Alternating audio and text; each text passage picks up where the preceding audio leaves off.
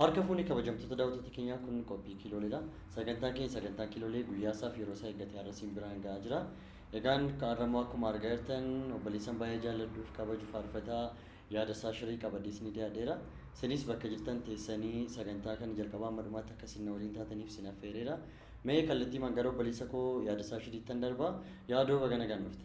Baga nagaan eed. Egaan har'a eeyyamamaa taatee kiiloolee shawuu tole jettee dhufuu keef baay'ee si galateeffadhaa eebbifamii si jedha. Ati si eebbifamii waaqayyo si eebbisu waan na affeerteef. Okay. Ulfaadhu. Okay, thank you. Yaadooni biyya kana keessatti faarfannoota hojjettuun faarfannaa keedhaan baay'ee jaallatamta iddoo guddaa qabda.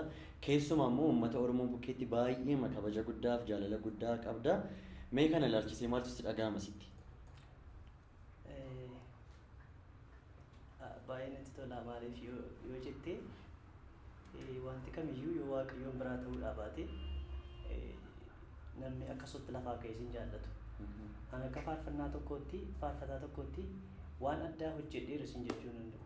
Garuu hafuurri qulqulluun akka namni na jaallatuuf laphee namootaa keessatti akkan simatamu inni godhee hafuura qulqulluudha.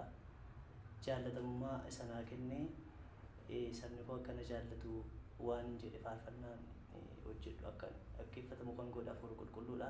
Isa kana kabaja isaas ulfina isaas waaqayyoof hin dabarsee kennaa jechuudha. Okay. Galanni Yesuusiif haa ta'u. Baay'ee namatti tola. Egaan mee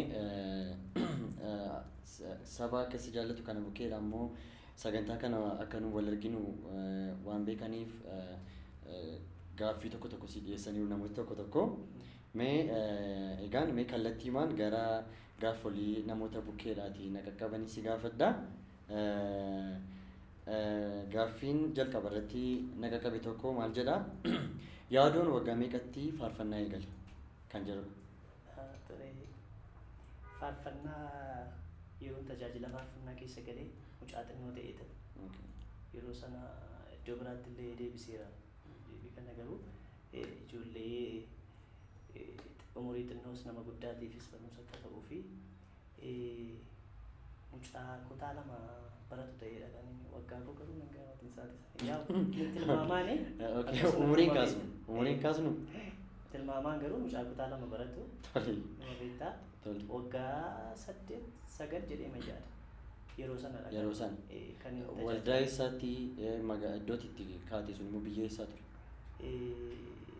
Iddootti dhaladhee Wallagga dhihaadha. Magaalaa Dambidolloo irraa baadiyyaa.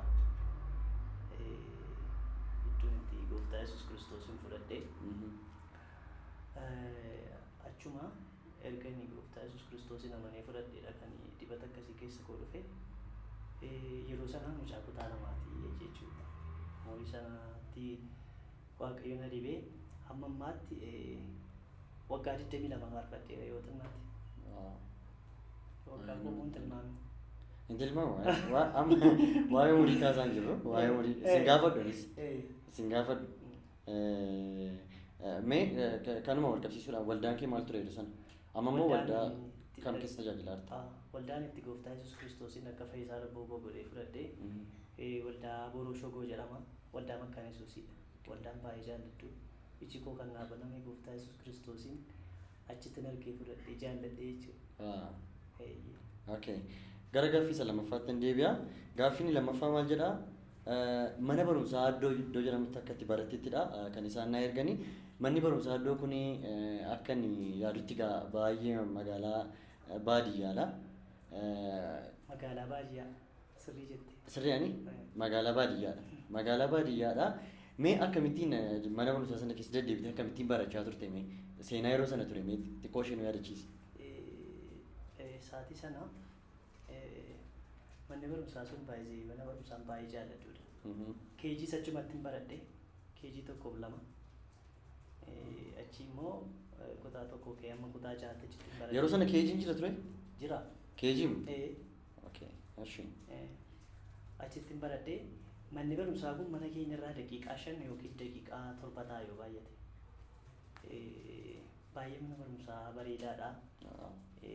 Yeroo baay'ee faranjoonni dhufanii yeroo isaan waa tokko barumsaan alatti nu barsiisan hin jira. ammallee dhaabateera natti fakkaata faranjoonni dhufuun isaanii amma abadaan Okay. Baay'ee namatti tola garuu sababii faranjoota sana wajjin wal qabateedha jechuudha manni barumsaa keejii kan inni achitti jalqabe. kan warra kaatolikiidha. Malee waan jiru natti fakkaatu yeroo sana akka magaalota akka biraatti miti manni barumsaa keejii. Keejii? Amma reefu waan jalqabee Garuu fakkaata. qabna yeroo sana. Mitiire? Baay'ee magaalaa baadiyyaa miti magaalaadha jechuudha. Maadagoo jedhama isaati sana. Okay. Maadagoo jedhama. Maadagoo waggaa lama tokko lama. Okay. Namatti tola. Kanuma wal qabsiisuudhaan mee gaaffii gosa sadaffaatti hin deebi'a. Gaaffiin sadaffaan immoo maal jedhaa? Kiristaana jechuun siif maalodha? Mee kiristaanummaa akkamitti ibsitati gama keenyaan? Yaa eeguma Ingiliffaa isaarraa yookaan Kiristiyaan jecha Kiraayist jedhurraa jalqabe natti fakkaatamniire. So Kiristiyaans jechuun duuka buutummaa yookiin hordoftoota kiristiyaanaa jechuudha.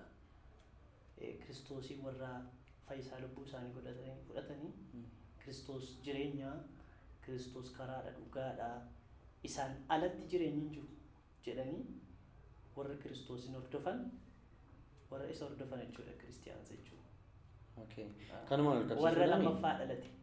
Warra lammaffaa dhalate. Kiristoos irraa warra dhalate. Okay. Kiristaanota jedhamu. Mee kanuma wal qabsiisuudhaan namni ani kiristaanaadha ofiin jedhu tokko namni kiristaanummaa isaatti amanu tokko adeemsa kiristaanummaa isaa kana akkamittiin adeemsisuu qaba maal gochuu qaba maaltu irraa eegama ani kiristaana namni jedhu tokko maal karaa akkamii deemuu qaba gochaa akkamii gochuu qaba jetteedha kan itti yaaddu. Kiristoosin kiristiyaana jechuun hordoftoota Kiristoos jechuudha. Kiristoosii warra hordofan immoo fakkeenyaaf ergamoonni warra akka Phaawulos fa'aa Phexros fa'aa ergaa gurguddaa Yohaannis fa'aa warra isa hordofan jireenya isaan jiraatan jiraachuu jechuudha. Garuu namni tokko erga fayye wanta fayyeef jiraachuu qaba jechuudha. Baay'ee kiristaana jechuun sichi fayyuudhaaf wanta sodaatu yookiis sichan fayyadee ulaagaa keessa jiraatu miti kiristaanummaan akka kootti jechuudha. Akka sagalee Waaqayyoottis. Wanta fayyiteef sanaa isa fayyiteef agarsiisuuf jiraatta. Malee sichi fayyuudhaan wanta jiraattu hin qabdu.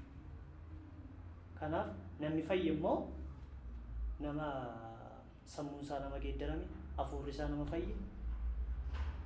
Namni sammuun isaa geeddarame, hafuurri isaa fayye immoo yaa Kiristoosin fakkaata. Phaawulos fa'aa fakkaata jechuudha. Akka kootti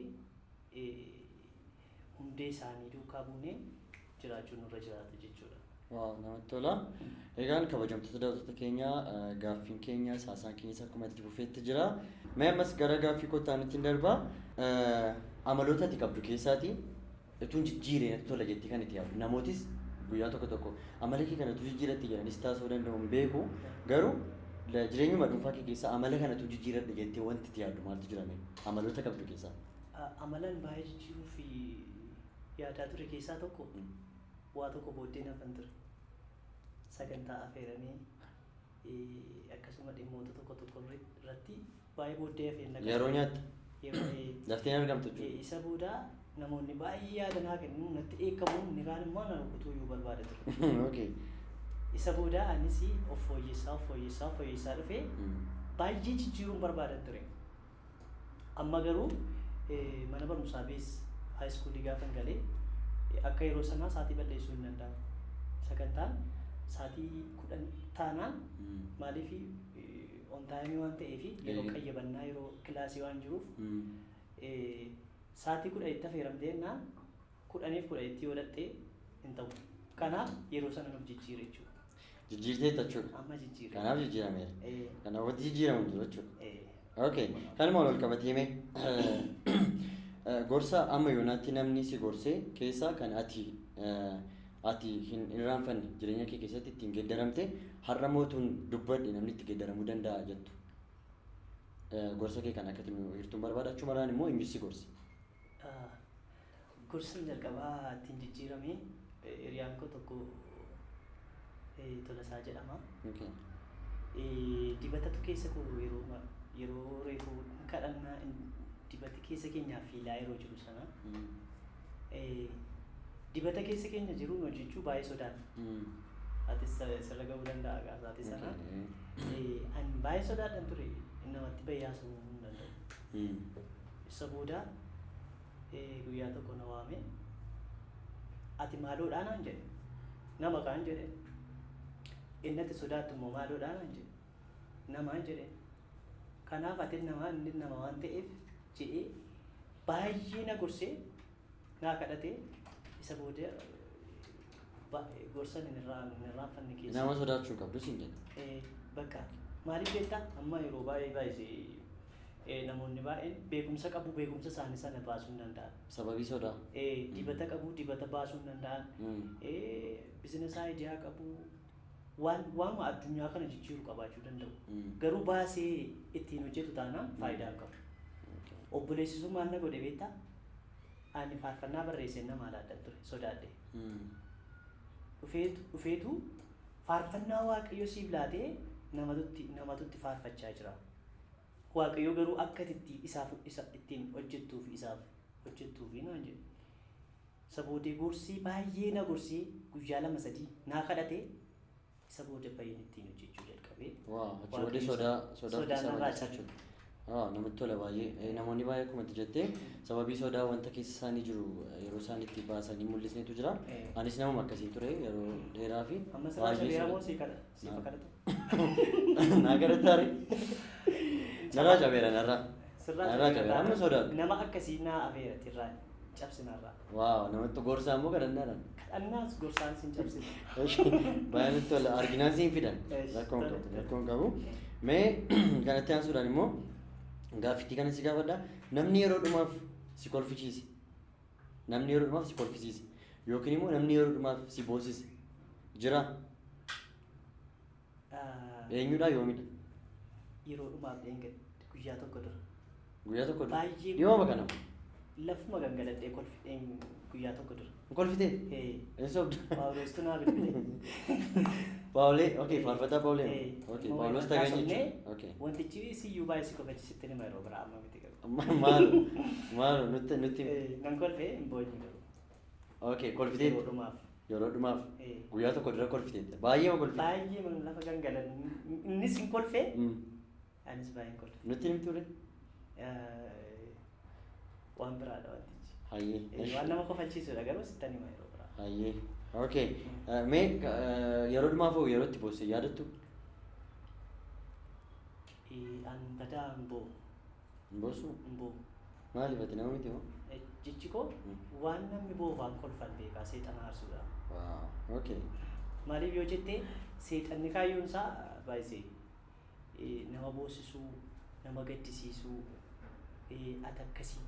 Waan hin taane sammuu keetti dhufee sitti dubbata nan kolfan abjuu fa'i nan kolfee hirribaa qaba baay'isee. Kanaaf booddana kana hin boo'u. Waaqayyo haa galatu. Anis hin boo'u kana. Hin boo'u. Kana booddee hin boo'u. Hin boo'u.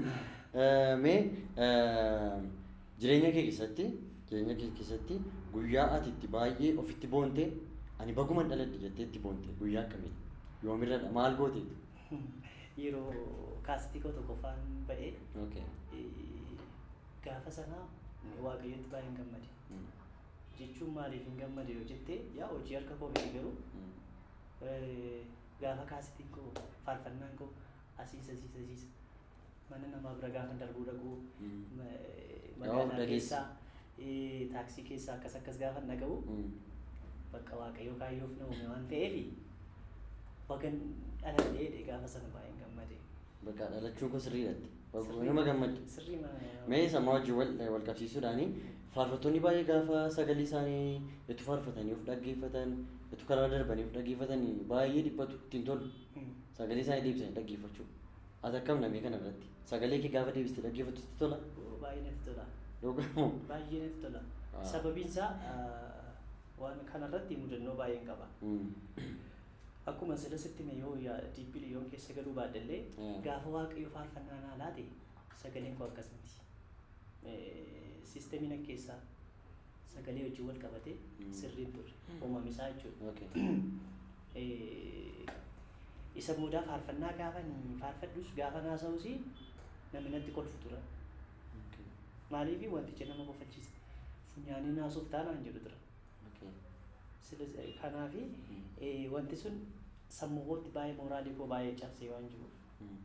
Garuu Waaqayyoo Kiristoosiin erga fudhadhe kadhannaa keessaa sagalee Waaqayyoo keessaa humna hafuura qulqulluutiin waan irraa cabee fi amma gaafa sagalee koo dhaga'u baay'een gammada.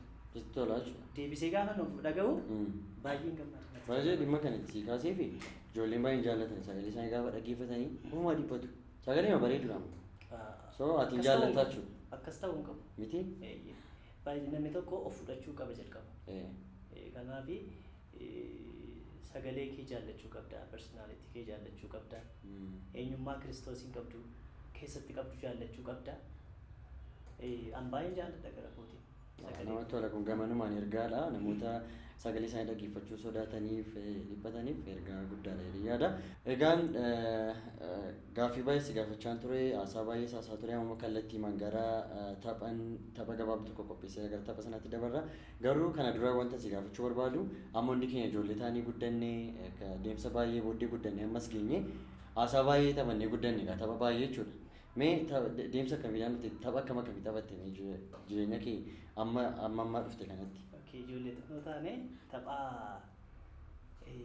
yeroo baadiyyaa jirta kubbaan baay'ee jaalladha.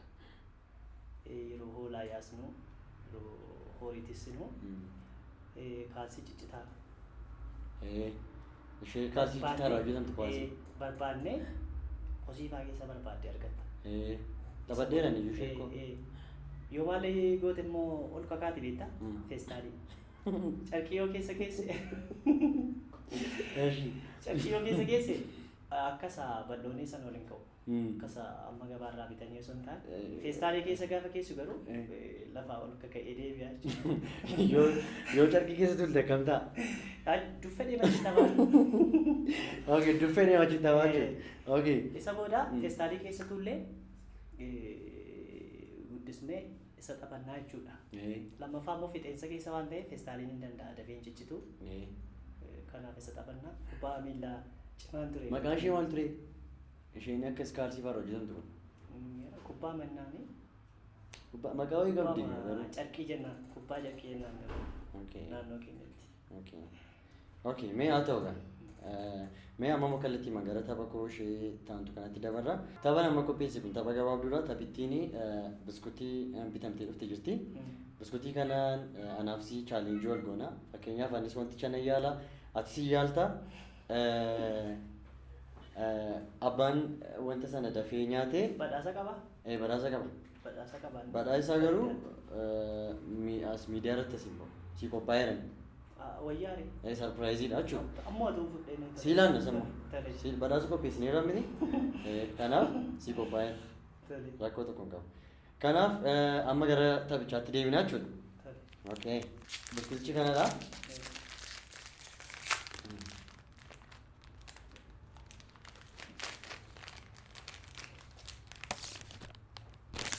Okay. Biskuutichi kana lamaan. Biskuutii kana adda keeransii ka'a. As adda keeransii ka'a. Adda keerraatii akkamitti akka itti fiddee nyaattu ilaalla jechuudha. Socho'uun danda'amu akkas jechuun danda'amu gogaa mana kee duubaa sochoosta. Fakkeenyaaf naamu jettee gadi buuste nyaachuudha. Walii galeera? Kanaaf sirraa jalqabnaa jechuudha. Keessummaa waan ta'eef sirraa jalqabna. Daqiiqaa laatamu. Daqiiqaa laatamu turteennaan garuu sababii yeroo keenyarraa kan ka'e sinnaabsise. Immoo amtaa jechuudha. Okay. Egaa biskuutii kana fuutee adda keerra keessaa adda keerraatii ogummaa mataa keedhaan utuu nan dhageen sochoosi wanti biskuutii kana nyaachuudha ishee.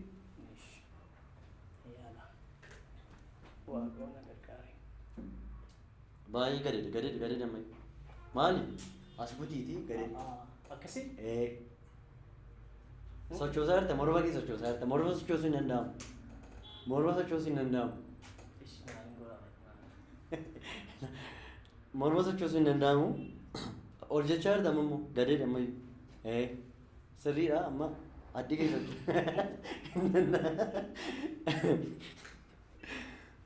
Ija kira kira.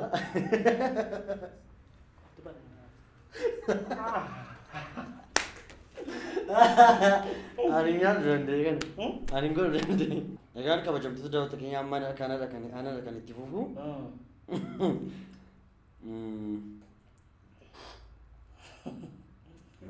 Anggaruu si maaliif si ayyama beektaa? Morma keessa sochoos rakkoo qaba. Morma koo sochoosadhu. Ol buti garuu buskuticha ol buti. Jee.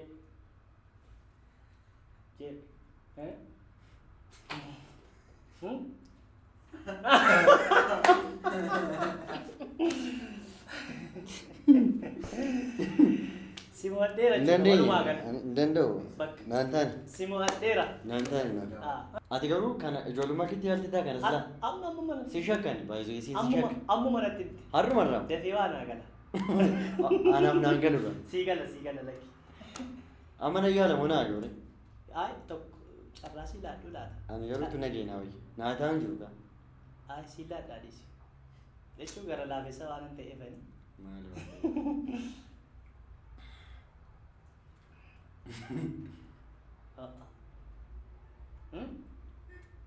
amma dabarraan garuu amma dabarraan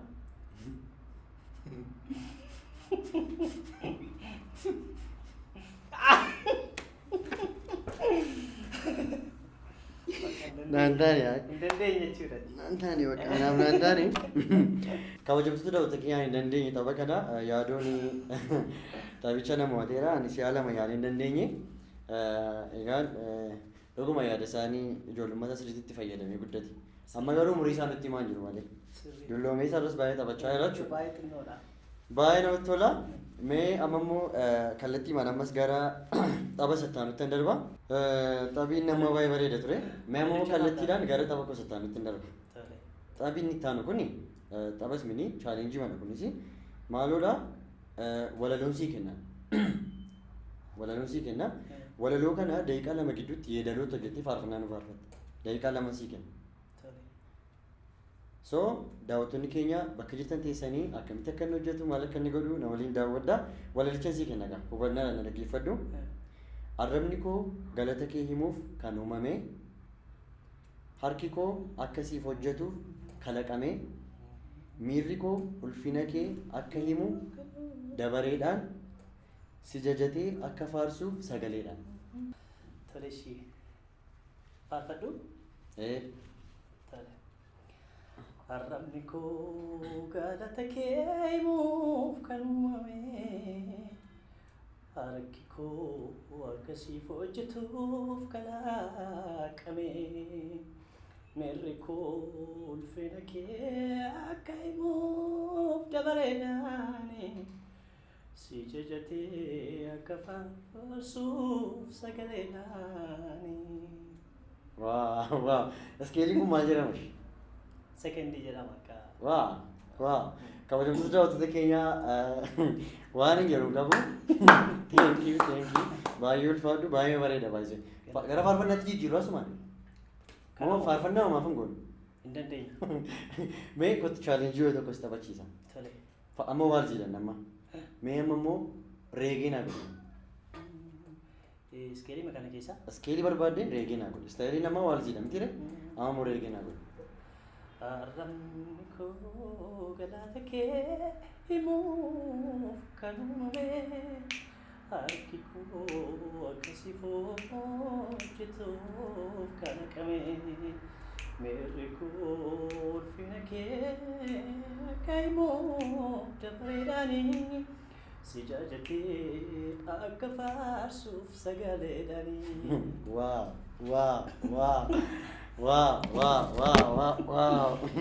Baay'ee bareeda. Yookiin waalziidhaan yookiin reegeedhaan hojjechuu godha faarfannaa kana. Dandeessa.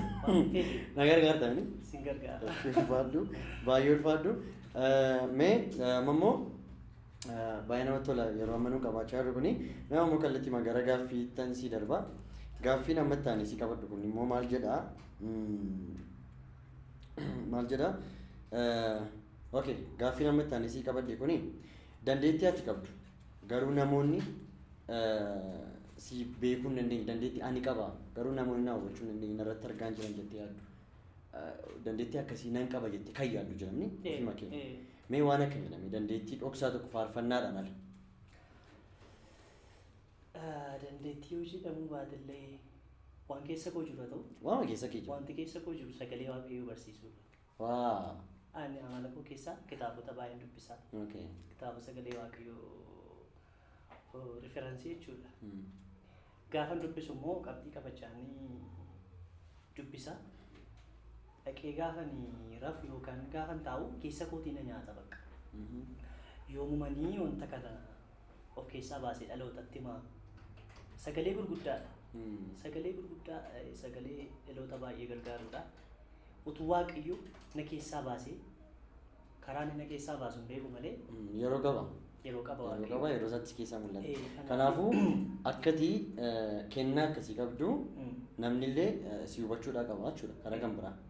Waaw namatti tola. Kan biraa immoo kennaa nama gorsuu qaba. Waaw kennaa nama gorsuu. Nama gorsuu xinnooma ta'ee namni na dhaga'a. Nama waa balleessaa jiruuni qaldiima keessaa qaldiidhaan jalqaba yeroo baay'ee qoosaadhaan. Qoosaadhaan akka sammiinetti hin jalqabaa. Isa booda gara siiriyeesiitti jijjiiraa deema.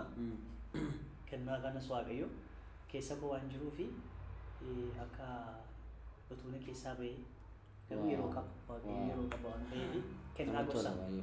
Namatti tola. Mee kanumaan wal qabsiisuudhaan gara seenaa kee duriittis deebisa.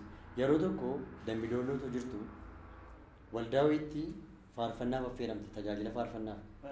Affeeramtee garuu faarfannaa kee hin bareedu isin jedhanii si ari'an. Mee wanti kun hammam dhugaa dhuguma faarfannaa sagaleen kee hin bareedu ture maaf akkasiin jedhan ari'amtee immoo galteetta. Akkam ture beektaa? Faarfataa baay'een jaallatu tokko jira faarfataa ijoollee makeenya jira faarfataa sabii baay'ee jaallatudha. Yeroo sana innis kaasitan hojjenne. Biyya isaatuun maqaa dhahee olaata. Maal rakkoo qabu? Qaaqeedha beektaa biyyi isaa. Qaaqee dhageessitti ta'e hin beeku. Qaaqee nan beeka. Baadiyyaarraa tajaajillee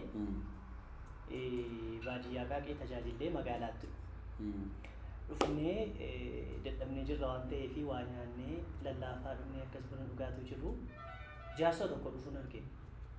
Ammallee waxxaatii fakkaataa namichi sun. Jaarsa guddaa tokko dhufee fayyaa keetii nagaadhaan lakkaa'amcaa waldaatu erge. Maal jedhanii ergu beektaa? Faarfataa akkas akkasiitu jira jedhanii oduu dhagaan. Dhaqiiti faarfannaa isaa cheekii godhi. Yoo faarfannaan isaa bareedaa ta'e maalli faarfannaan isaa bareedaa ta'e waamna. Yoo ta'uu baate immoo kan abbades sana toles hin jedhiniiti kottoodhanii waldaa erge jechuudha. Dhufee fayyaadhaa akkamii jennaan fayyaa galata waaqayyoon jedhee. Ani immoo yeroo sana masiinqoodhaan hin faarfadha. Masiinqoo peestaalitti hin baadhee deema. Faarfataa miti jennaan faarfataadhaan jedheen. Amma naan faarfattu jennaan gabaa keessaa waan isaa gabaa bira. Maal amma hoo masiinqoonis hiikamee jira peestaalii keessa jira amma sii faarfachuu hin danda'u. Naa faarfatta malee naan jedhe. Mana shaayii jalattidha. Waan godhuun dhabee masiinqoo peestaalii keessaa fuudhee hidhee nan faarfadha. Faarfannaa tokko na faarfachiise. Kana malee hin qabduu naan jedhe. Ani gaasaa waan naan faarfachaafiira. Faarfannaa ja'a na faarfachiise lakkoofsaa wajjin. Ja'a. Maarree ani nutti naannee dhaabata ani gaa na waamu waan ta'eef tajaajila waan yeroo sana immoo waamamuun xalaadhaan si waamu kabajaan akka ammaa bibbilamti. Na waamu jedheen ja'an faarsee torba. Mee isa eega torbarra ga'e maannaan mee isa tokkoffaa isaa achi keessee jirtu. Sadhussitee jirtu nan faarse. Faarfannaa gara 10 na faarfachiiseetu. Maal na godha beektaa? Kanatti toles hin bades hin jenne hin sokke. Dhaqee waldaadhaan maal beektaa? Isa alaamaan qabu waan ta'eef hin waamnu jedhama. Hin ta'us hin jedhan. Hin waamnu jedhanii akkas na godhe namichi sun yaadallee nan jaalladha. Maqaa isaa garuu sitti namu. Rakkoon qabu. Rakkoon qabu. Mee kanuma wal qabsiisuudhaan baay'ee waa'ee masiinqootti booddeetti deebine. waa'ee masiinqoo irratti waan itti deebinuuf qabna. Gara gaaffii kottaan ittiin darbame. Utuu faarfataa tokko duwwaa bara jireenya kee hundumaa dhaggeeffadhu jedhamte faarfannaa eenyu dhaggeeffatta? Gaaffii ulfaataa na gaafatti garuu faarfataan baay'ee jaalladhuuf kabajuu barumsa guddaarraa argadhee fakkeenyummaa naaf ta'e yaa'u Amaariffa keessaa faarfannoota nan dhagaa garuu afaan Oromoo keessaa Phaawulos. Kanuma dhaggeeffachaa itti fuftaa jechuudha. Faarfannaa isaa yoomiyyuu hin quufusi bara jireenya koos nan quufatee yaadu.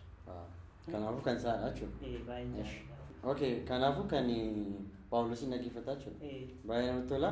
Mee amma immoo kallattii ammasii gara gaaffiidha amma immoo baanee gara taphaattis deebisa. Mee yookiin afaan Ingiliffaadhaan yookiin afaan Sudaaniffaadhaan faarfannaa nu faarfatu. Ammoo eessaa fuudha? Ammuma kireetii godhiti. Tola ishee. Yookiin immoo waan jirus ta'uu danda'a. Faarfannaa koo keessayyuu jira afaan Sudaaniffaa. Bakka isa nu jedhe. بالحق حبني يسوع نزل نفسه بالكثير حسب نفسه ذا الكثير ترحمني أنا من الكثير هو الحياة هو حقيقتي بكل شيء هو جنة أنا نجاة بيسوع والحياة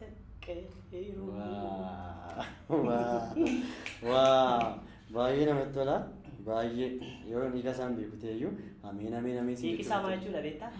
Na jaalatee gumaanii gadoof deebisee sanaan ofii yakkattaf lakkaa bilisa baasee jireenya kooti dhugaa koo karaan ittiin ol galuu.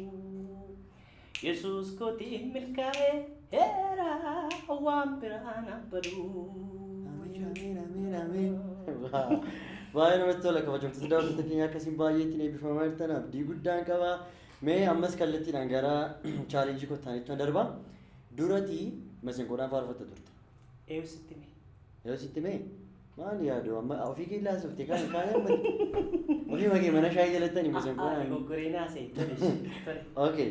haa ta'u iyyuu malee faarfannaa yeroo sana baay'ee irra caalaa isaa baadiyyaadhas magaalaadhas naannootti hojjechaa turte keessaa Yesuus koo seerudha masiinqoodhaan. Kanaafuu har'a wanta baay'ee nama dhibu tokko hiriyyaati bara dheeraaf baay'ee jaallatu tokko namatti baay'ee duukaa waaqayyoo tajaajilaa turte tokko si qopheessisii fide sarpiraayizii si gochuuf jechuudha. Isa wajjin wal si barsiisa. Kanaaf abbaa sana wajjin wal si barsiisa kallattiin gara isaatti dabarraa jechuudha. Kuni hiriyyaa yaadoodha. Yaadoon kan bara baay'ee kanaan faarfannaa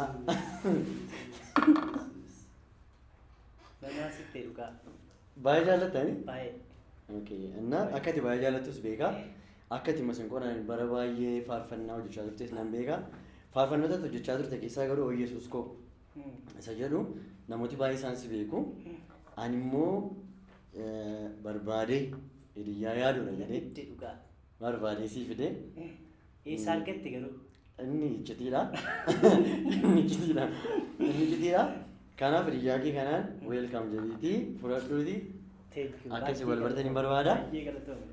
Egaan yaadu hiriyyaa kee kana wajjin gatii wal argitee bakka baasitti tola jedhan beekaa. Baay'ee jaallatani? Baay'ee. Baay'ee. Waggaa 10 kanaan tajaajileera. Baadiyyaa keessa magaalaa keessa waliin deemneerra baay'ee waliiti. Amma xiqqoo nu rakkisaa ture qaanyoo fi ixaana maaltu maal ixaan? Ciimmaa qeerransaadha. Ciimmaa qeerransaa barbaade. Amma iddatti gootee booddee sagalee baasta. Ciimmaa qeerransaa isheen jedhan kun maajikii akkasii qabdu jechuudha. Ciimmaa qeerransaati maqaan biraan qabu. Lubbuu masiinqoodha? Lubbuu isheen. Baay'ee namatti tola. Mee amma akka isa mucaan inni Dambidolloo sun siin jedhee faarfannaa ishee dhoksitee sana. Naqoruu yaaddaa laata? Ishee dhoksitee sana masiinqoo kanaan nu faarsine. Tole ishii nan faarfanna walumaan faarfannuu ree? Hayyee.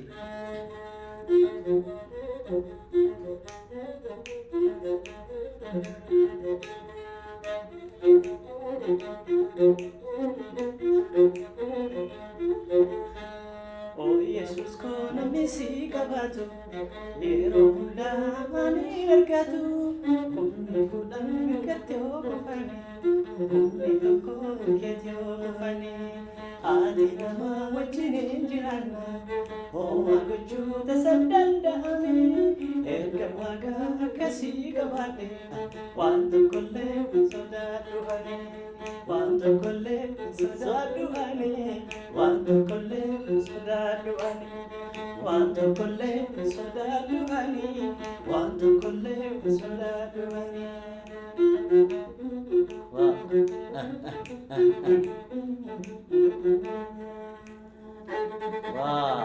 Wow. Dhuguma riyyaadudha. Itunaan deebisiin dura afaan warra teestii warra sagalee warra meesinkoo taphataniidhaan wanti meesinkoodhaan hojjetamu tokko jira fakkaata faarfannaan yeedaloo wayii mee akka warra meesinkoo taphatu akka durii sanatti teessii sana fiil godhiiti yaadatta teessii sanatti Faarfannaatti faarfadha garuu. Aski jedhame. Akka jedhu beektaa.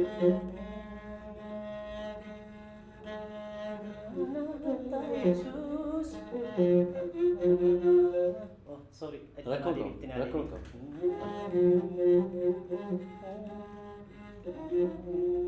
Baatee keessa hin Baati. Si jedhuure. Ayyee. Galanni si baatamu. Gooftaa Yesuus gooftaa koo abbaa oolmaa koo galateeffadhaa ati guddaadha gooftaa jaala gooftaa galanni si baatamu maqaan kee ulfaatu Wow. jaalalli kee na dhibaa ammaa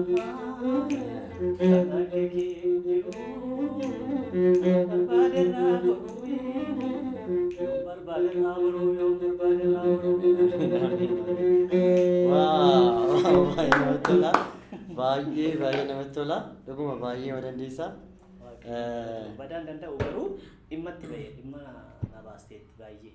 Bara sana akkamma sagalee guddistuun kiiboordiin waldaa baay'een jiru waldoota magaalaa Duwwaa keessa ture. Akka isheen illee amma kuni bokkaayyoo itti roobee hin dubbattu. Dabqumti baay'ee yoo itti dabqillee hin hojjettu baay'ee Of eeggannaa barbaaddi. Garuu baay'ee bu'aa guddaa immoo qabdi. Kanaaf baay'ee jaallata. Baay'een jaalladha. Kabajamtoota daawwattoota keenya akkuma argaa jirtan sagantaa baay'ee bareedaa irra jira. Yaadoon kun akkuma isin gaaffii dhiyeessitanii fi dur yaadoon meesinkoodhaan faarfatatu dhugaadha hammam dhugaadha isa gaaffii isin jettaniif kun akkuma argitanii yaadoon meesinkoo akka hiriyyaasaa baay'ee itti jaallata akkuma argitan immoo kun amma wajjin waaqayyoon waaqessanii kaa'anii jechuudha. Mee kallattiimaan gara gaaffii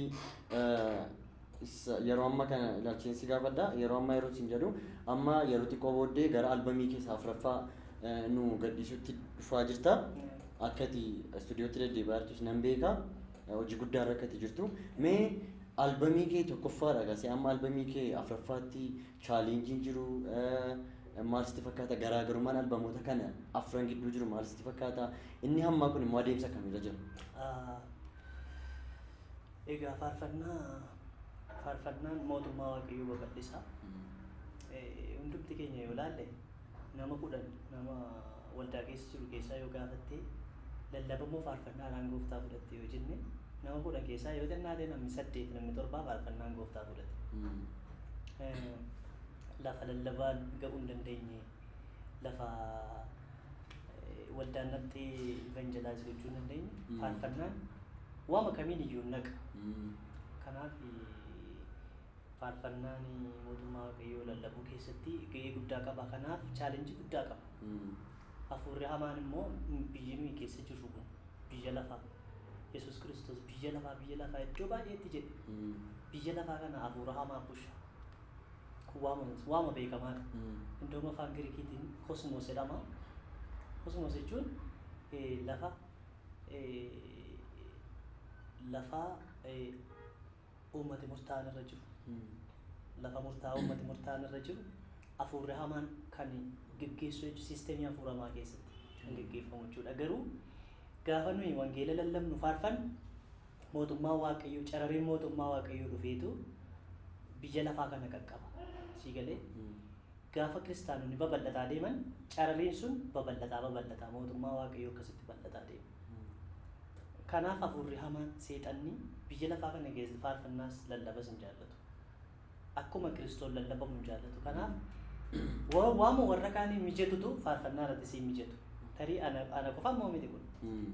Kanaaf kaasitii koo tokkoffaa lammaffaa sadaffaa chaalenjii ulfaataa keessa darbee as ga'ee inni ammaas akkasumadha chaalenjii gurguddaa jira. Garuu amma faarfannaa koo kaasitii koo afuraffaa hojjedhee fixaan jira. Gara xumuraatti filaarte. Xumurameera already amma gadhiifamuuf yoo waaqayyo jedhe. Waan guddaaneedha albaamii kee kanaanii anis dhaga'uuf carraa argadheera wantoota tokko tokko keessaatii baay'ee bareeda. Mee guyyaan konsertii kee yoomidha eessattidha kana akkati invite gootuun barbaada namoota amanuu daawwachaa jiran. Guyyaan konsertii koo yoo waaqayyo jedhe caamsaa yookiin gimboota guyyaa 21dha. Guyyaan isaa guyyaa sanbata dura. Guyyaa sanbata duraadha. Tarii namoonni akka sanbata se'anii irraa nafneef nana feeraanii guyyaa sanbata xiqqaa yookiin sanbata duraadha. Iddoon isaa immoo waldaa guutuu wangeelaa moobil naannoo Phaawulos hospitaalii cinatti kan argamudha. Akka isaan irraa namne uummata asumaan nafeera. Uummata koo saba koo asumaan nafeera. Akka irraa nafne guyyaan isaa guyyaa sanbata duraa guyyaa caamsaa yookiin gimboota 21dha jechuudha. Okay, baay'ee namatti tola. Mee muuziqaa kee kana faarfannaa albaamii kee amma hojjechaa jirtu kana irratti muuziqeessitoota namoota akkamitti irratti hirmaate namoota meeqatti irratti hirmaate? Muuziqeessitoota gara namoota 6 namoota 7 irratti hirmaate jedhee yaada. Hundumti isaanii dandeettii mataa isaanii irratti dandeettii mataa isaanii qabu. Kamni miksii godhe immoo mootii Tarreessaati. Okay, mootii Tarreessaa miksii asumaan kan inni haasa'u waa'ee isaa. Okay. Mucaa waaqayyo nuuf kenne mucaa dandeettii guddaa qabudha.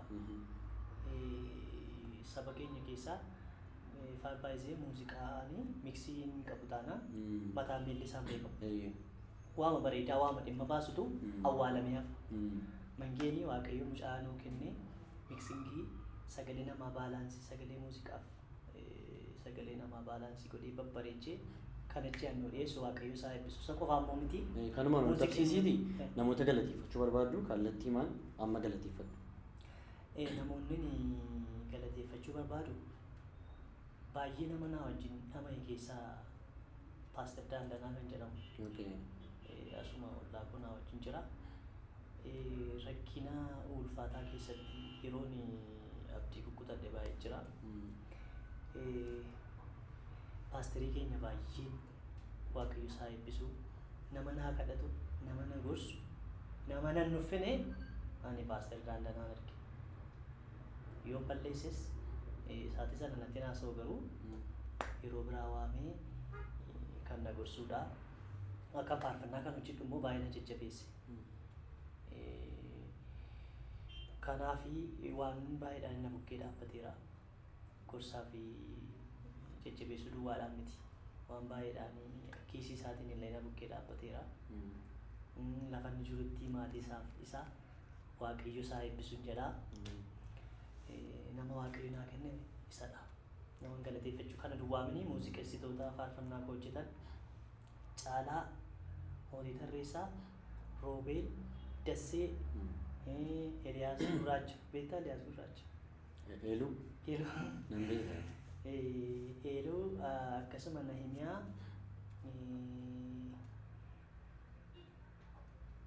isaan kanadha jechuudha. Baay'ee ulfaadhu baay'ee namatti tola. Egaa sagantaan irratti argamtee haasaa jirtu kun Kiiloolee Shoodha.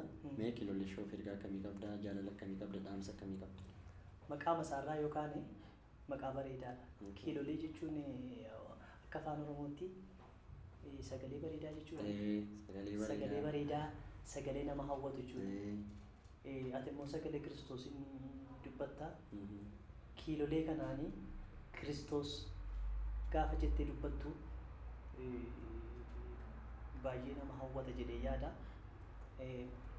Waaqayyo si haa eebbisu. Ani na afeeruu keetiif baay'een si galateeffadha. Akkasuma hojii mootummaa Waaqayyoo of kennitee hojjechuu keetiifis Waaqayyo si haa eebbisu. Warra sagantaa kanarratti nu gargaaranis Waaqayyo isaan haa eebbisu. Kiilolee shoo habal'atu maqaa Yesuusiin. Ameen. Ameen. Nu kadhadhu. Kabiraan immoo guyyoota xiqqoo booddee edda albamii kee gaddistee booddee sagantaa kabiraadhaan akka wal arginu abdii guddaan qaba. Wal arginu Waaqayyo. Uummati keenyas waan guddaa kana caala waan guddaa wantati haasa'uu qabdu wanta isaanii eegantu jira. Kanaaf sagantaa kee isa kana booddee walitti deebina. Akka ittiin banne abdii guddaan qabachuu barbaada. Kanaaf waadanaa seente. Egaan kabajamtoota daawwattoota keenya akkuma arra daawwachaa ooltan sagantaan keenya sagantaan kiiloolee har'aa kana fakkaata ture. Akkasiin baay'ee ittiin eebbifamaa turtan, itti gammadaa turtan abdii guddaan qaba. Obboleessa koo yaada hojii sagantaa irra qabu kana fakkaata ture.